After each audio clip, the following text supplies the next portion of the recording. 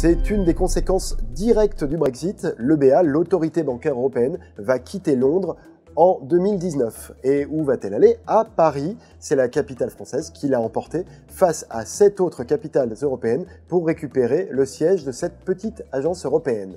La première de ses fonctions, c'est de s'assurer, autant que possible, qu'on ne retrouve pas en Europe une catastrophe financière, une grande tempête comme on en a connu dans le monde en 2008. Juste après la crise financière, l'EBA faisait justement partie de 3 agences chargées de surveiller la finance créées par l'Union européenne. Il y a eu l'ESMA, l'agence des marchés qui est actuellement implantée à Paris, l'EIOPA qui surveille les compagnies d'assurance depuis Francfort, et donc l'EBA qui était jusqu'ici implantée à Londres. L'EBA organise pratiquement chaque année un stress test, un test de résistance bancaire. Il s'agit de voir si les banques sont capables de résister à une catastrophe économique. Le but, c'est d'identifier les mauvais élèves, et ce sera dans un deuxième temps à la BCE de les rappeler à l'ordre. Son deuxième rôle, c'est d'harmoniser les règles du jeu en Europe. Pour y parvenir, elle dispose de 2 leviers.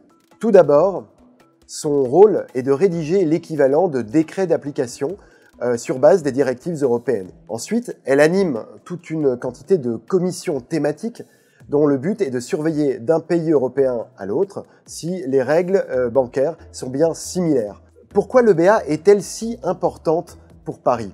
Cette victoire permet à Paris de gagner en influence sur le plan européen. On rappelle que Paris abrite déjà l'ESMA, l'autorité des marchés. Si désormais l'EBA et l'ESMA se retrouvent voisines à quelques rues près, les 2 autorités, sans aller jusqu'à fusionner, vont pouvoir coopérer bien davantage. La victoire de Paris s'inscrit surtout dans un combat beaucoup plus large. Il s'agit de savoir à long terme qui pourra succéder à Londres comme capitale financière de l'Europe. Quelles sont les prochaines étapes dans ce combat? Pour le moment, l'EBA c'est à peine 159 emplois, un peu plus peut-être. Pas de quoi faire pencher la balance en faveur de Paris en tant que capitale financière de l'Europe. Mais ce qui va compter à l'avenir, c'est de surveiller les décisions d'implantation des banques américaines, britanniques et japonaises en particulier. Au fond, la question, c'est de savoir si Paris peut vraiment remplacer Londres en tant que capitale financière. C'est en tout cas le scénario défendu par les plus fervents partisans de Paris. À court terme, Paris dispose d'atouts incontestables pour s'imposer. Il y a d'abord la quasi-totalité des sièges du CAC 40 qui sont autant d'émetteurs et de clients institutionnels pour les banques. Il y a bien sûr les grands champions bancaires français.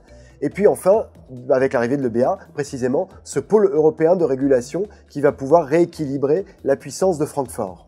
Mais Londres est actuellement si puissante comme capitale financière qu'il faudra certainement des années avant qu'elle perde vraiment sa couronne.